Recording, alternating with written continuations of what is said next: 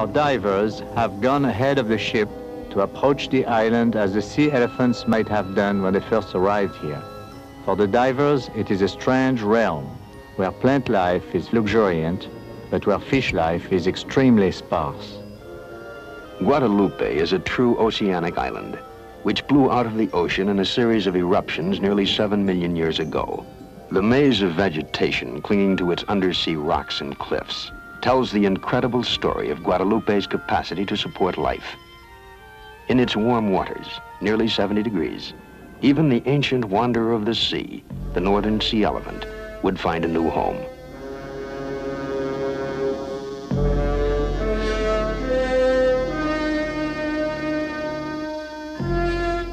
The origin of the sea elephant lies buried in time. Some believe that they first appeared on land as dog-like creatures. Later, they adapted to a life in the sea more than 20 million years ago. While the nomadic sea elephants came to spend more than 7 months of their life each year in the open sea, they would always be tied to the land to mate and bear their young.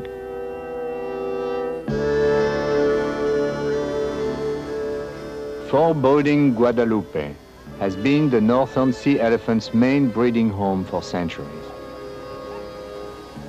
Badgered and hunted, they had been driven from their traditional mainland beaches by early explorers.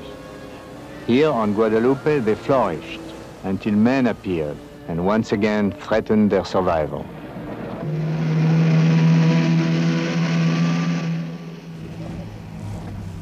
To minimize disturbance of the animals once on shore, Cousteau and his cameraman bring only a small landing party to the beach.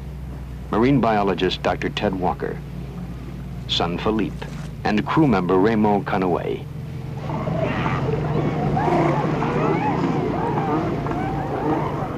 "80 years ago, there were few signs of life on these beaches. The sea elephants had been slaughtered and were nearly extinct. Under protection by the Mexican government since 1911, they have made one of the most spectacular recoveries in the natural world. The opportunity to study their lives and behavior has attracted us to Guadalupe.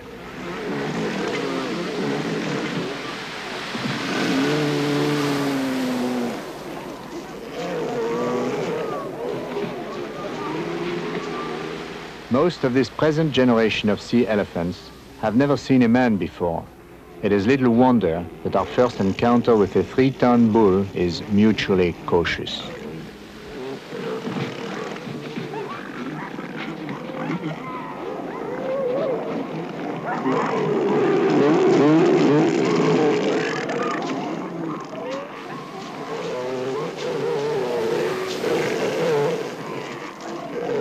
On the main beach, we are immediately struck by the overwhelming sense of crowding in the rookery.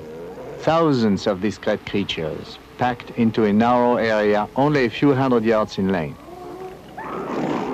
We are aware of past studies based on a smaller sea elephant population. Here, there should be a highly ordered society in which individual bulls clearly control territories and groups of females. Instead, in this tremendous compression of sea elephant life, there is no recognizable social pattern. We wonder if the dynamics of rookery life have been altered by this tremendous population explosion on the beach.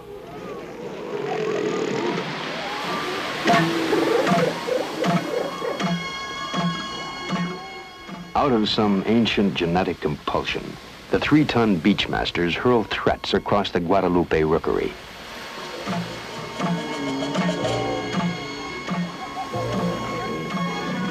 Often the bull's threatening presence will discourage unsure opponents. But when two bulls both refuse to give ground, a fight is inevitable.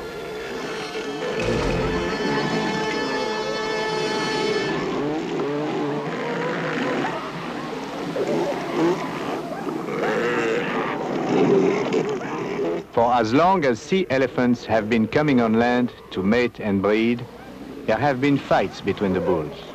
Their combat is unpredictable, earth-shaking.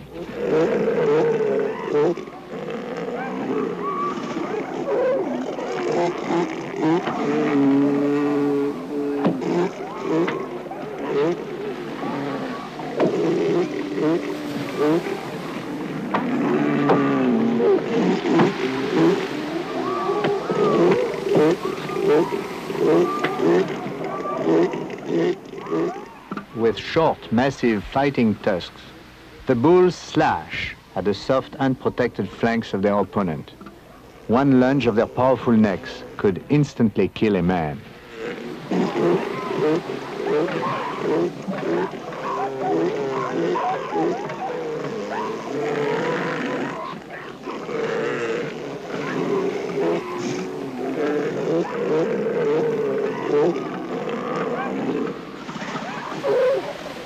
On land, combat becomes a test of strength and stamina. A 10,000-pound shoving match in which the object seems to be to make an opponent lose his will to continue.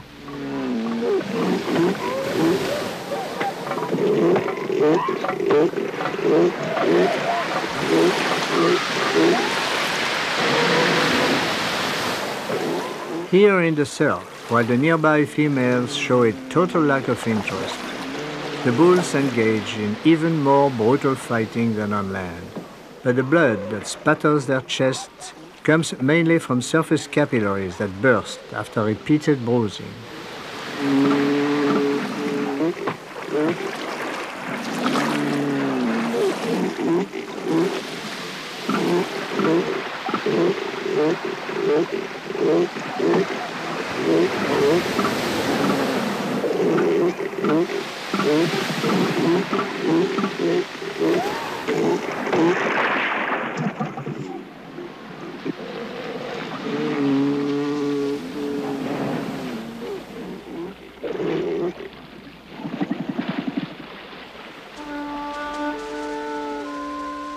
Time and again, we observe that combat ends as suddenly as it begins.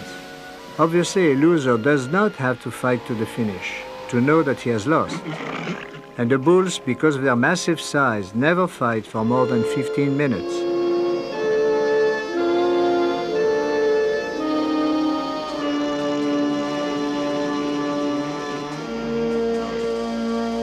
In less populated rookery life, victory meant dominance by a beach master over a harem for an entire breeding season. Today, in the disorder caused by overpopulation, weak, inferior bulls mate with as many females as the victorious masters do. We suspect that the males now fight merely in obedience to an instinct for violence that is one of nature's strategies for guaranteeing species survival. Many losers skulk around the edges of the rookery for new opportunities to fight or mate. Others head underwater.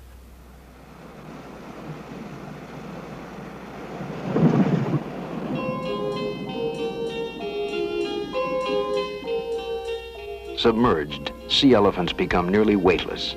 Their huge size no longer is a liability. As beautifully adapted marine mammals, they are completely at home in the sea.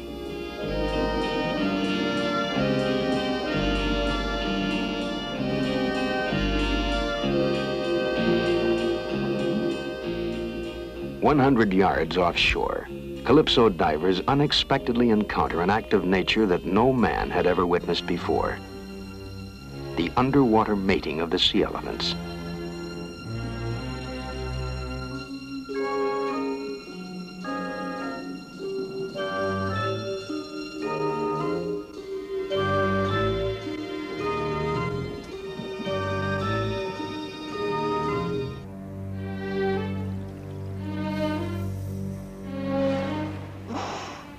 January 3rd. At an outer cove where both young and old bulls seem to gather, the divers decide to make their first attempt at close-up underwater photography. In the sun-splashed shallows, the sea elephants cautiously keep their distance from our divers. Their eyesight is sharp and wide-angled.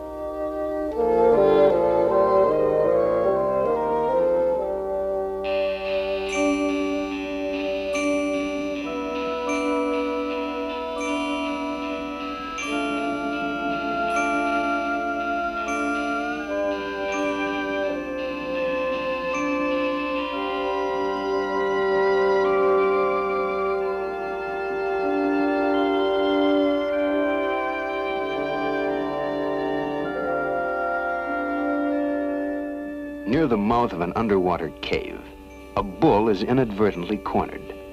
The divers move in for a close-up.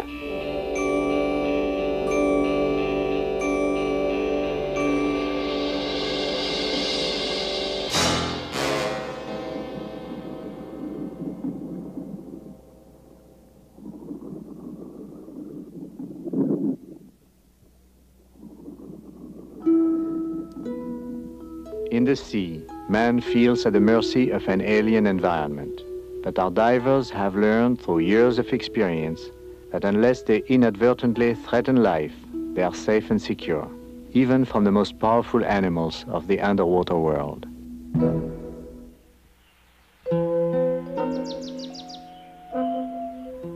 January 26th. Today, we established a permanent campsite on Guadalupe. Assignment, to keep day and night watch on the sea elephants.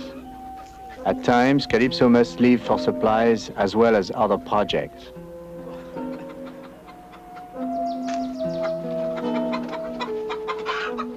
The camp's location, several hundred yards from the main beach, is called Northeast Anchorage.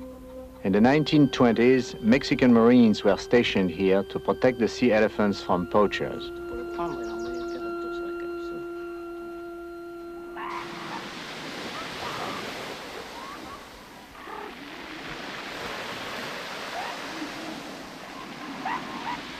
In charge of the land-based studies, Philippe has preceded his crew onto the beach.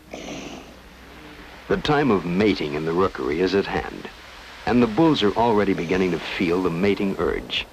At such times, their tempers are characteristically short.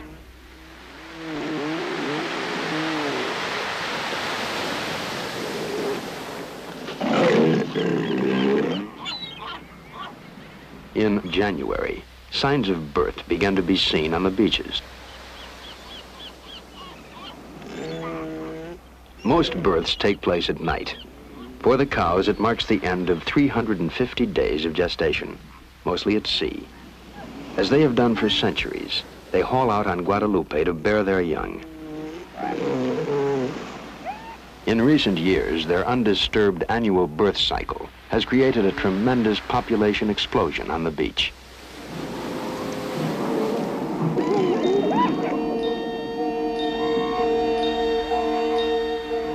Each pup is born into a melee of fighting and mating bordering on anarchy. Contact with his natural mother is in immediate peril.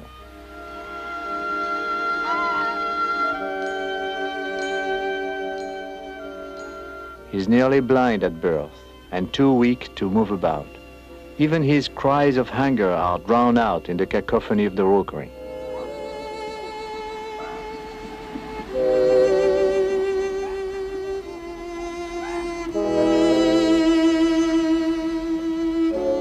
Approximately 1/3 of all newborn pups die before their first birthday, some from natural causes, but many others die because they become separated from their mothers within the first few hours after birth.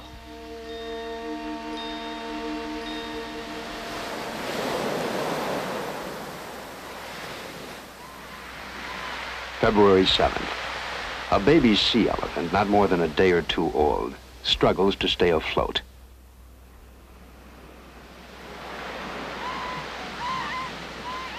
Apparently swept into the sea by a high wave, he is not yet strong enough to swim.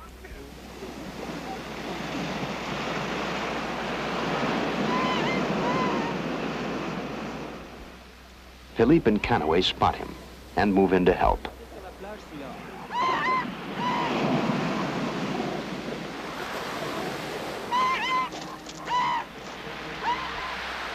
Even as a newborn, he weighs nearly 40 pounds.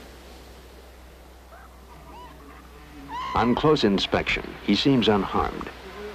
Unable to tell which is the baby's mother among the thousands of cows on the beach, Philippe decides to release him into the rookery and follow where he goes.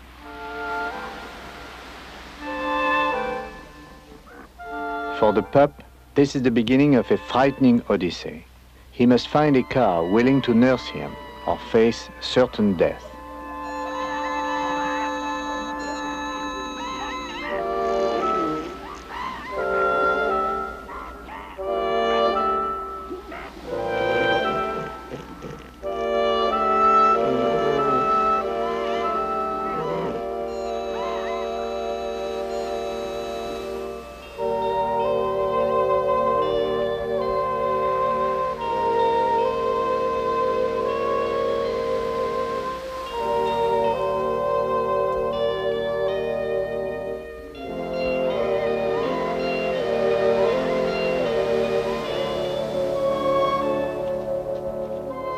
We know that cows, when they are ready to nurse, will suckle babies other than their own, but they must have the need, or they refuse even the most desperate pleadings of a stray.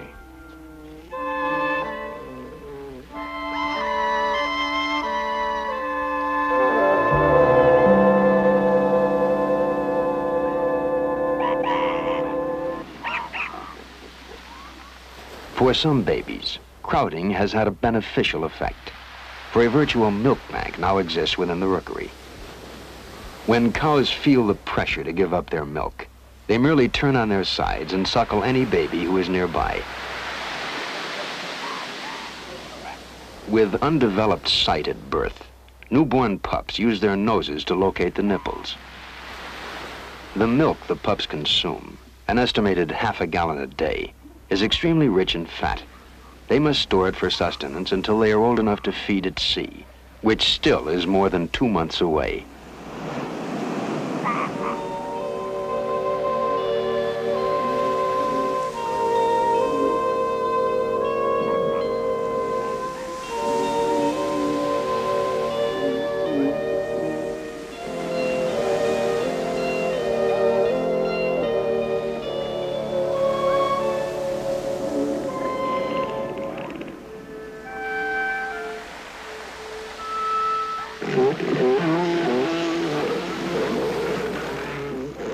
February 12th.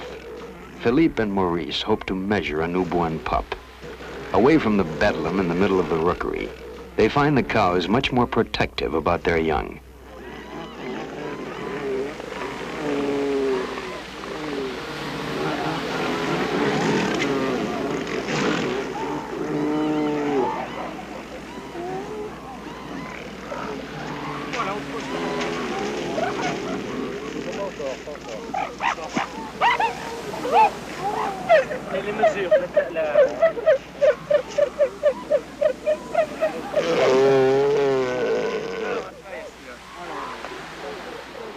One day, this pup will weigh several tons.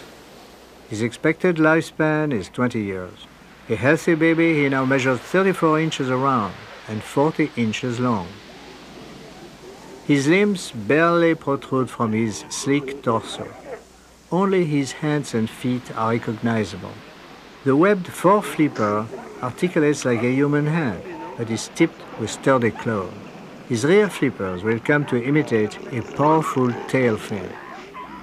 In returning the pup, Philippe and Canaway are intrigued by the continued protective nature of the cows. For within 3 weeks of birth, cows lose complete interest in their babies and focus their attention on the bulls.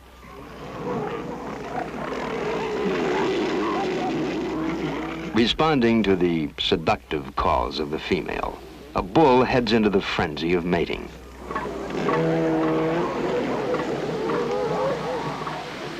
At the height of mating, there is total bedlam. The old harem patterns have completely broken down. All mating relationships are strictly momentary, with neither sex showing fidelity of any kind. We observe that females often mate with several bulls in the same day, and the bulls, both the winners and the losers in the fights, simply move in whenever there is an opportunity.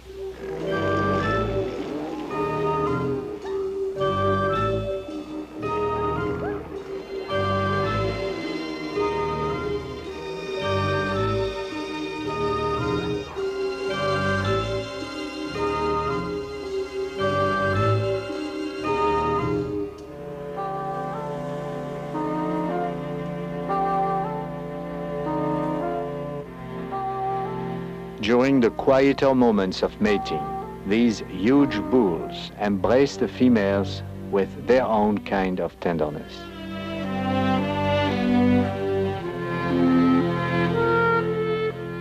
Such peaceful moments are brief. The females are fertile only for a few weeks, and the drive to mate often creates a nightmare world for the young.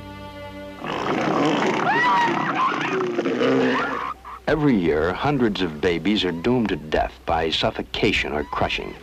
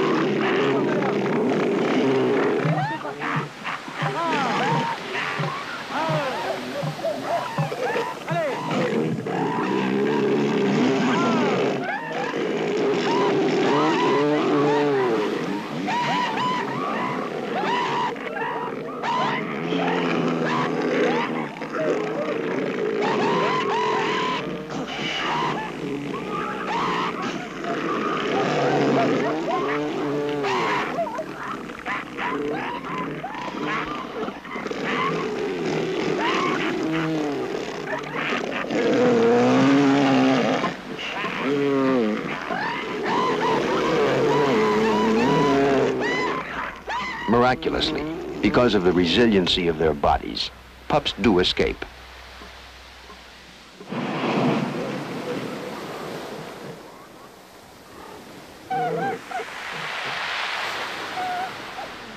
February 16th. The men spot a cow and baby in the surf.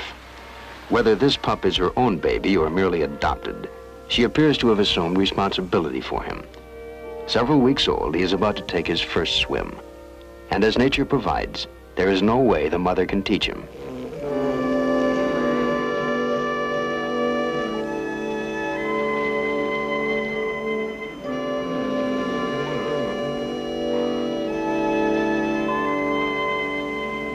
For any baby who has survived the first several weeks of Roqueray life, this is the second most critical moment.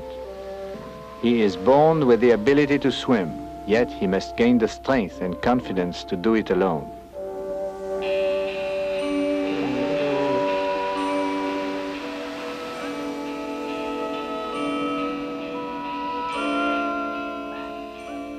Like his earliest ancestors, he has crossed into the sea. There he will spend more than half his life, and he has only 3 months to master his adopted element.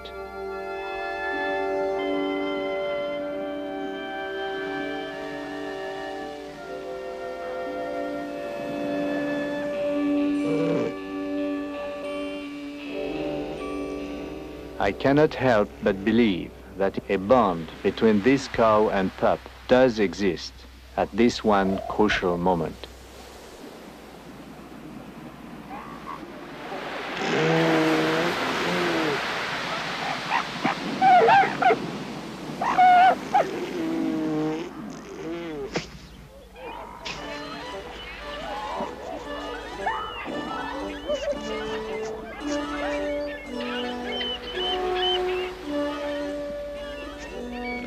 Since man first set eyes on the sea elephant, he has been mystified by the phenomena of sand flipping.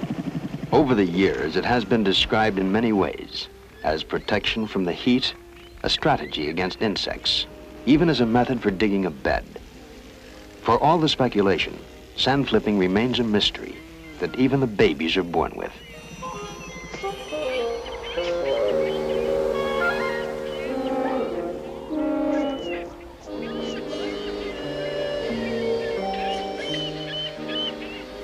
In spite of the sandstorm, Kannaway wants to record the heartbeat of a cow.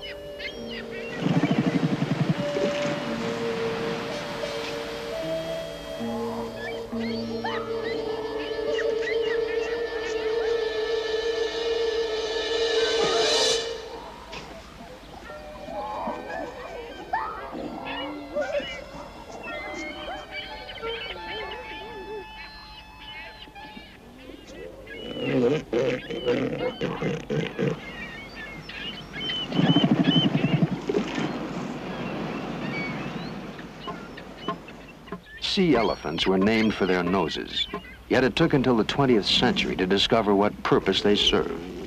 Some thought they were snorkels, others that they were used for feeding. Crews on passing ships were convinced they served as natural foghorns by which the bulls called females onto the island. Today, observers agree they have only one major function, as resonators when bulls sound their threats before combat.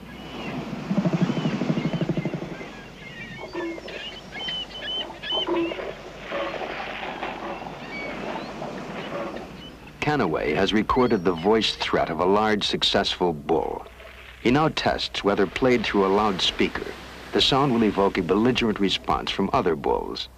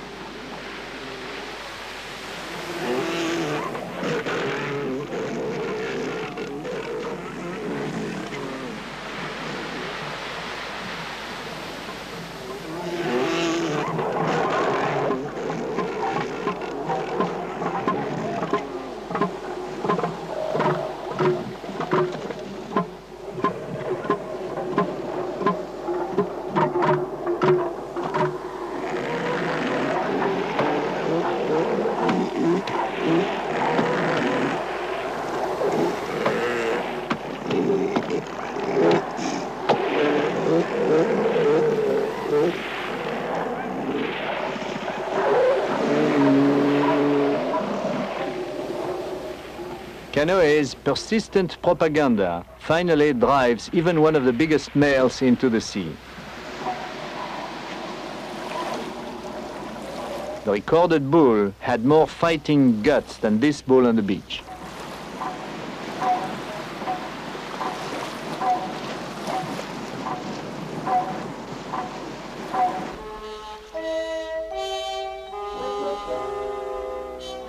For the sea elephant, every minute on land is a tremendous physical effort. Because of his size, he is at the outer limits of his ability to survive out of water. He tires quickly. His body overheats. And except when impelled by his own instincts to fight or mate, he spends most of his time on land in a somnolent, near-traumatized state.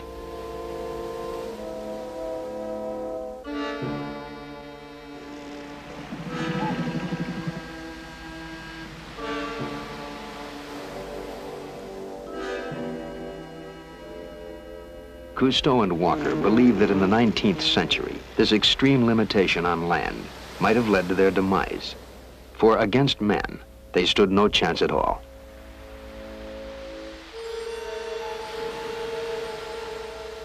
"50 years of slaughter by sealers and whalers, looking to top their oil barrels, had reduced the vast herds of northern sea elephants to a remnant colony of less than 100 animals, isolated on remote Guadalupe Island. Even after they were given partial protection, they were plagued by scientists and museum staffs who came to take specimens for their zoos and laboratories.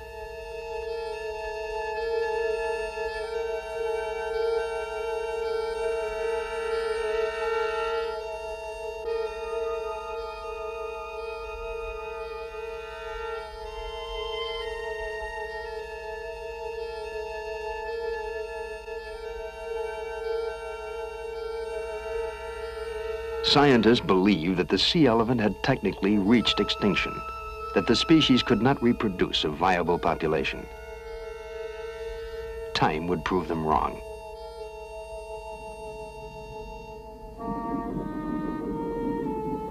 What the early census takers of the sea elephants could not know was how many of the animals were at sea. Apparently, there were enough to help the recovery begin. They were capable of diving 1,000 feet and surfacing more than a mile away. Thus, at sea, they were practically invulnerable to attack by men. Uniquely streamlined for life in the ocean, they can suspend breathing for 8 to 10 minutes without coming up for air.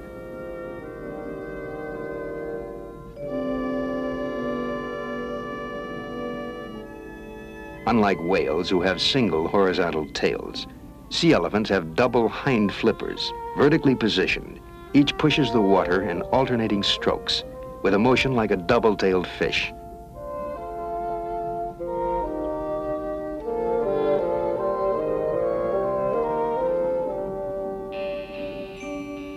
Their foreflippers work like ailerons to steer and maneuver their huge frames with little effort.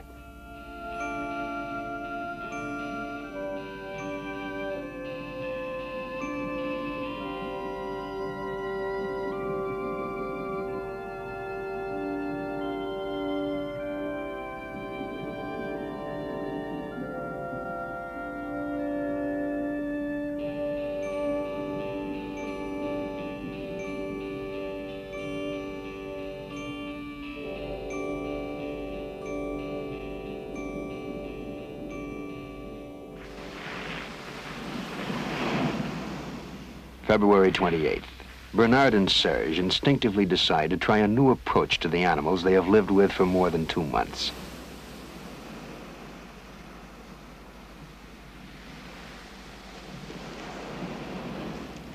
Instead of standing or kneeling as they have done before, they now approach the sea elephants on their own terms.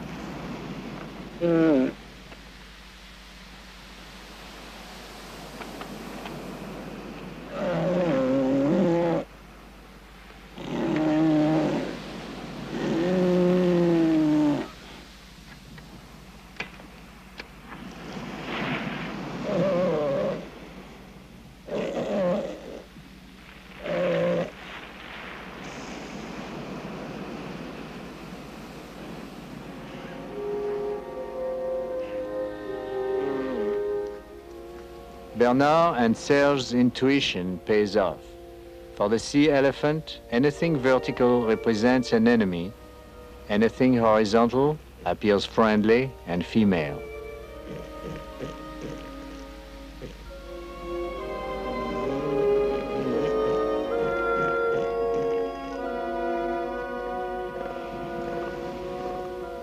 Even with a powerful bull, Bernard encounters total indifference. After all, to make friends with the elephant of the sea, all you have to do is to crawl on the beach as he has always done.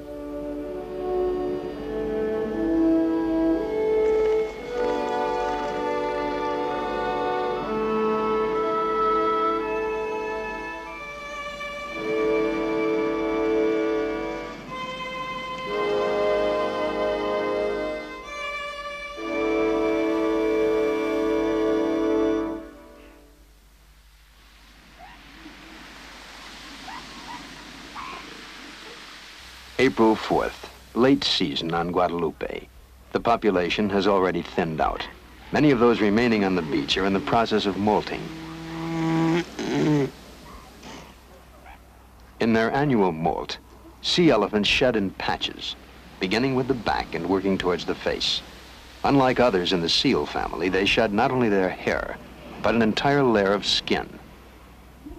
Until the procedure is complete, a sea elephant will not leave the island on his yearly venture in the sea.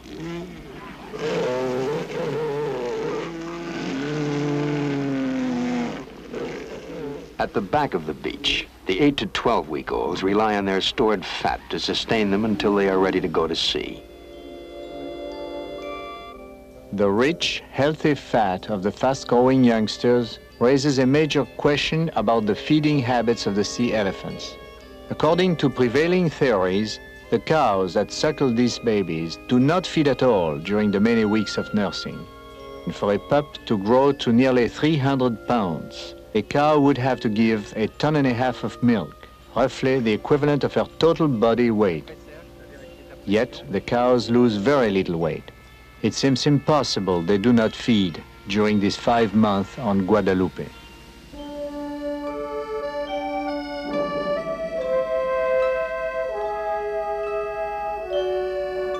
Cousteau and Dr. Walker suspect that while sea elephants are basically deep divers, they must also have close-in feeding places near the island.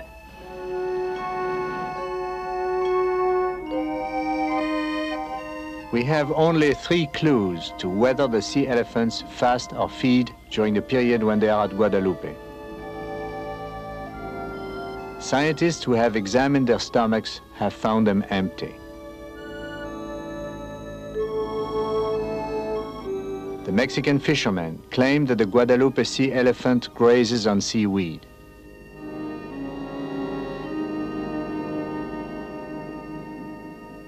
We have observed that they eliminate a yellow substance, which is probably the result of some eating.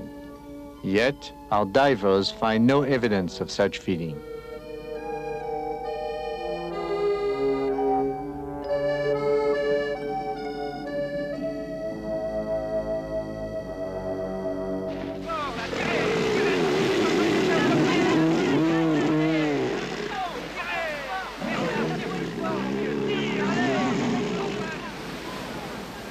We decide to follow a sea elephant from shore in the hope that he will lead us to his feeding grounds.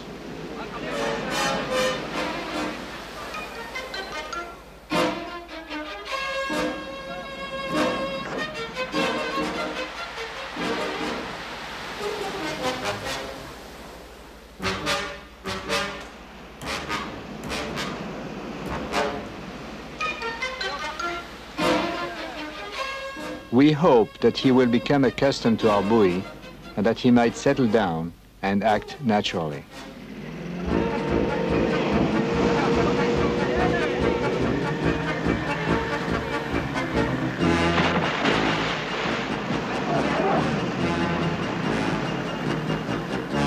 The sea elephant's notion about where to go does not necessarily coincide with ours.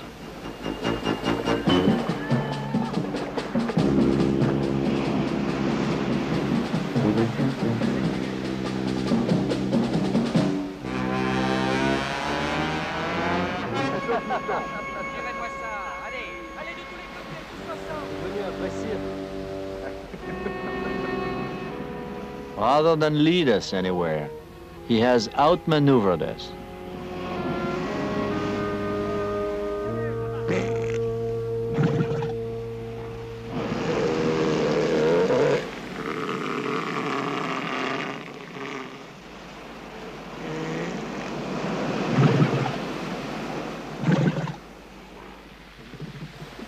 Most of the remaining sea elephants in the rookery have moved down to the water.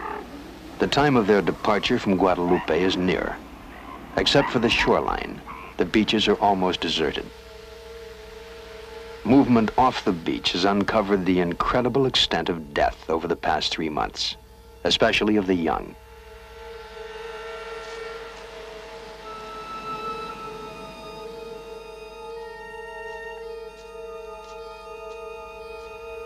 Hundreds of pups die on the beach from starvation, crushing, suffocation, or disease.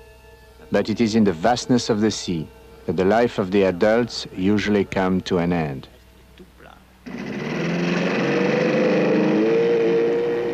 April 12th.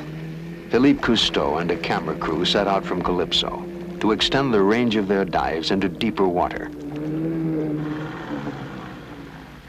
On their way, they are sidetracked by the sight of floating baby carcasses on the surface. Often, inexperienced babies will tire and drown at sea, or occasionally be attacked by their natural enemy, the shark.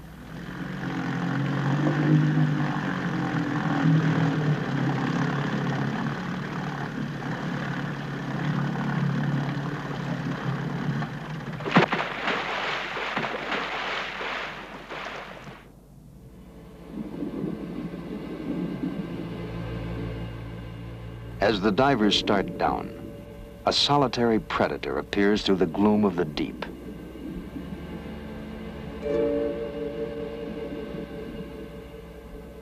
Descending steadily down the underwater terraces of the Guadalupe volcano, the divers sense that something is strange and somehow different here. Suddenly, at 140 feet, Philippe discovers a shadowy realm of death.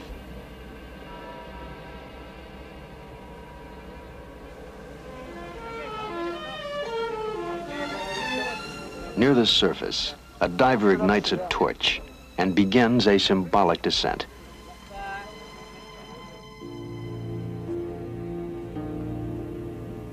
"25 fathoms below, on a stark underwater terrace, lies a world unlike anything we have ever seen before, the underwater graveyard of the sea elephants.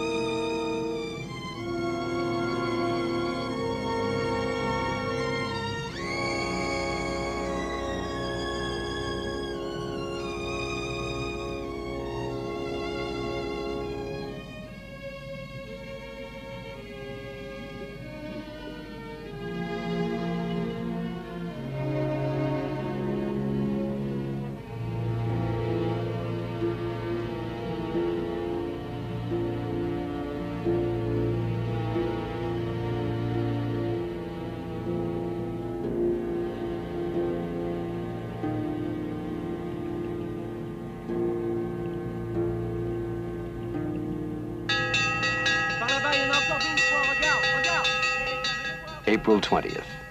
Calypso's lookout spots several bulls surfacing for air in blue water. Beyond the perimeter of the island for the first time, they are at the start of their great yearly adventure at sea. The old, experienced bulls are the first to depart for the independence of the open sea. These avant-gardistes will soon be followed by the entire population of the island.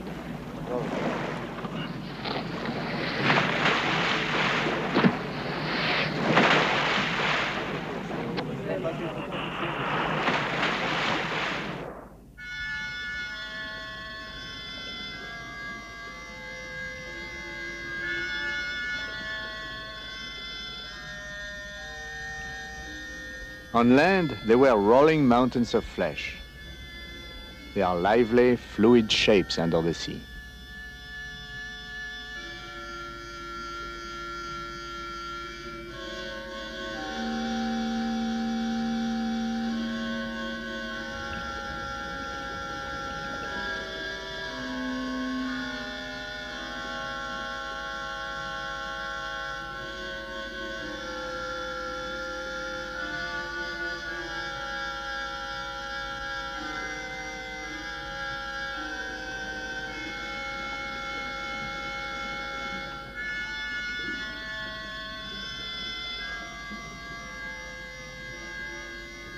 Beyond 200 feet, we can go no farther.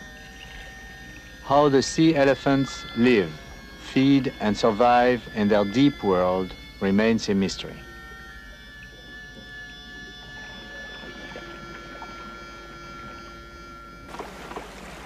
Though the study is over, Cousteau decides on one last assignment for his crew, to take a final portrait of the sea elephant, a free and indomitable creature of the sea.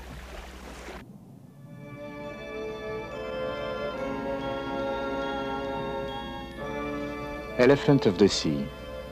When we first met you, we had to overcome our apprehension. Then we smiled at you as a whimsy of nature. At times, the tragedy of your life moved us.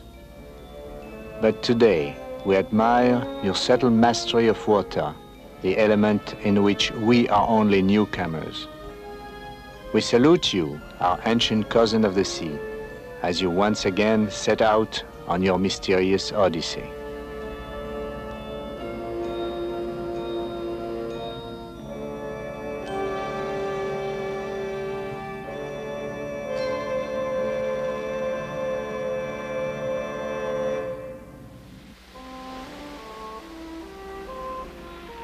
Today, our sea elephants have multiplied so rapidly that the tiny beaches of protected Guadalupe Island can no longer contain them.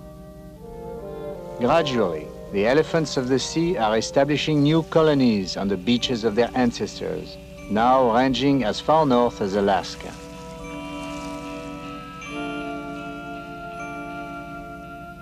But everywhere, they encounter the 20th century. Oil pollution already is plaguing them on the offshore islands of California.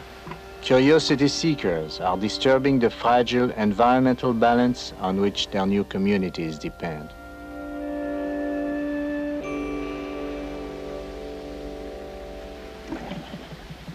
The Cyranoes of the sea are once again at the mercy of man.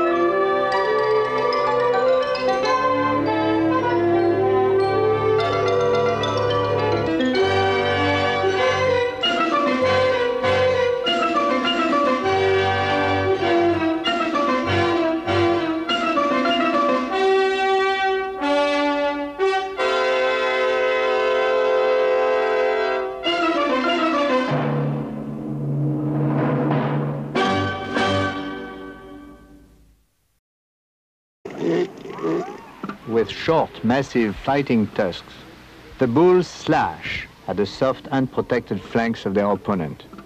One lunge of their powerful necks could instantly kill a man.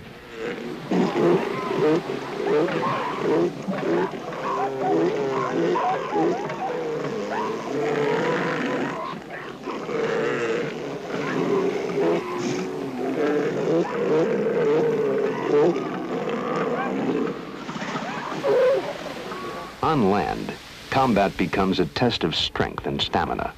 A 10,000-pound shoving match in which the object seems to be to make an opponent lose his will to continue.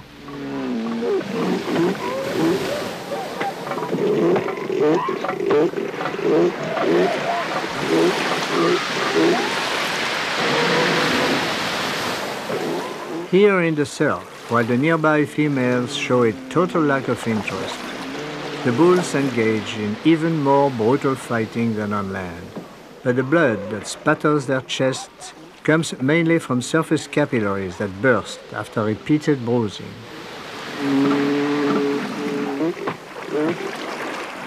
Our divers have gone ahead of the ship to approach the island as the sea elephants might have done when they first arrived here. For the divers, it is a strange realm where plant life is luxuriant, but where fish life is extremely sparse.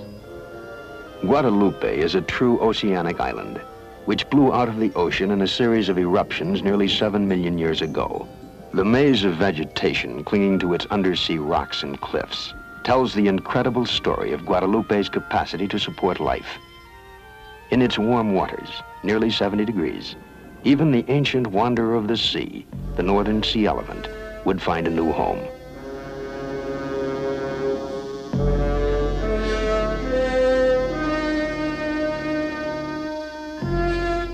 The origin of the sea elephant lies buried in time.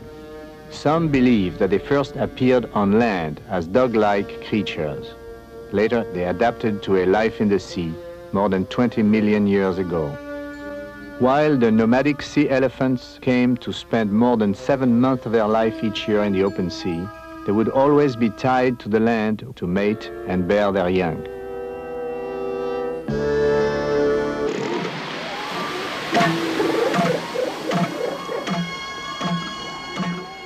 Out of some ancient genetic compulsion, the 3-ton beachmasters hurl threats across the Guadalupe rookery.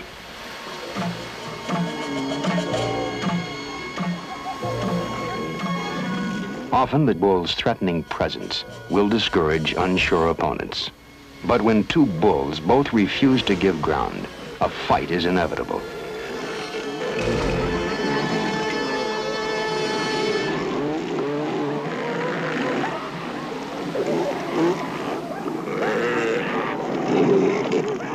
For as long as sea elephants have been coming on land to mate and breed, there have been fights between the bulls. Their combat is unpredictable, earth-shaking.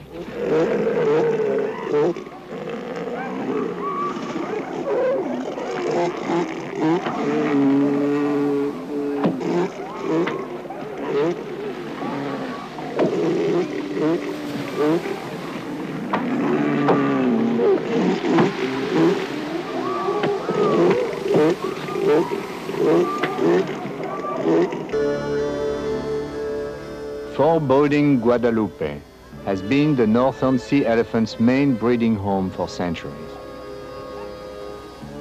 Badgered and hunted, they had been driven from their traditional mainland beaches by early explorers. Here on Guadalupe, they flourished until men appeared and once again threatened their survival.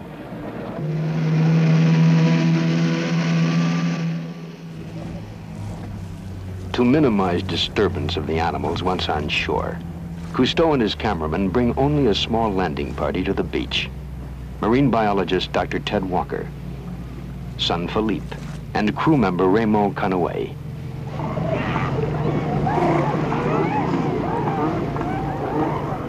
"80 years ago, there were few signs of life on these beaches. The sea elephants had been slaughtered and were nearly extinct. Under protection by the Mexican government since 1911, they have made one of the most spectacular recoveries in the natural world. The opportunity to study their lives and behavior has attracted us to Guadalupe.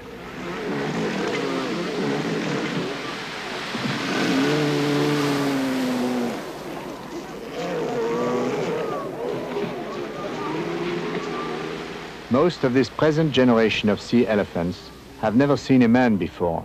It is little wonder that our first encounter with a 3-ton bull is mutually cautious.